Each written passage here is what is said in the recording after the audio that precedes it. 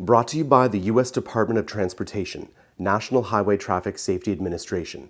You drive, you text, you pay. To find out just how much the HTC is all hype, we have a spec showdown.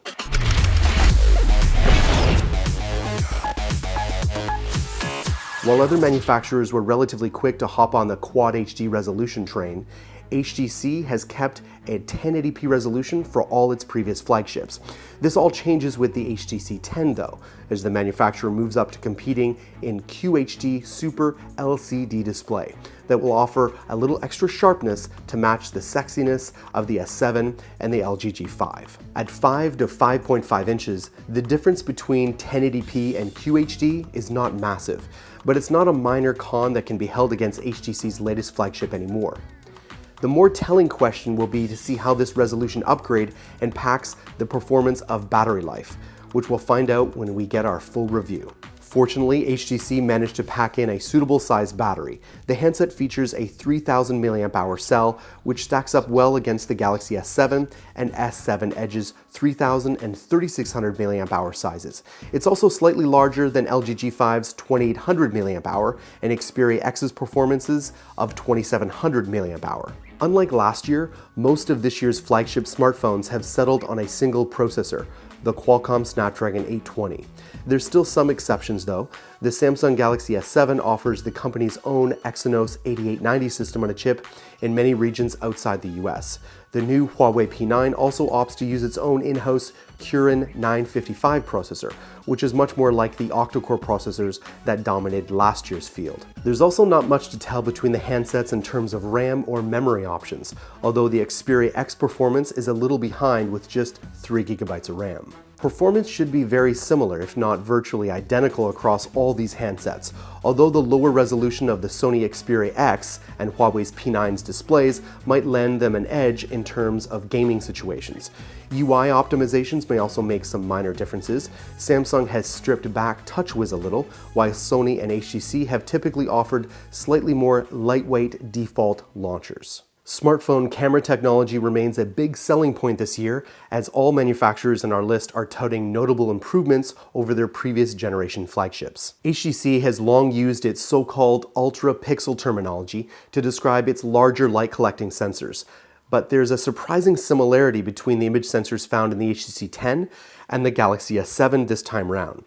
Both handsets boast a 12 megapixel main camera with similar apertures and pixel sizes for additional light capture. The Galaxy S7's camera is proven to be a real winner, so there's a lot to be excited about with this similar spec'd HTC 10.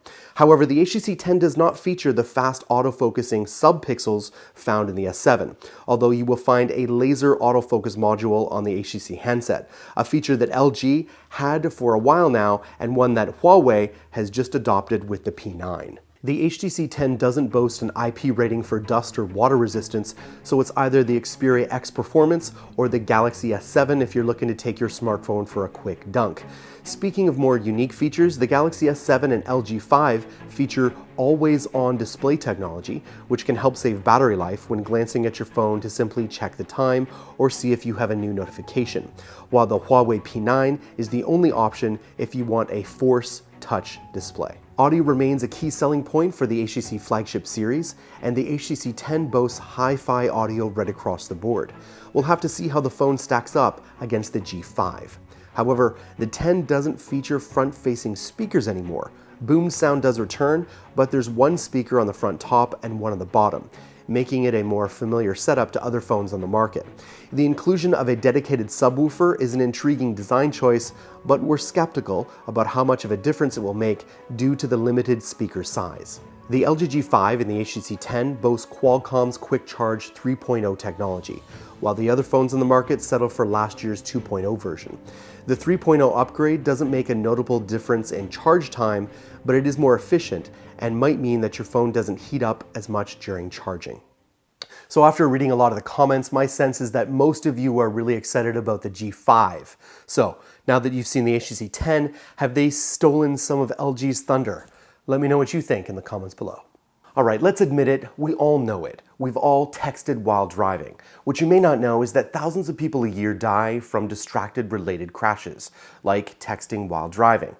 And law enforcement right across the US have really upped their game, and they've initiated an intensive campaign whereby they're searching for those of us texting while driving. And if they find you, they will write a ticket. So be smart, be safe, don't text while driving. Remember, you drive, you text, you pay. For more information, visit distraction.gov.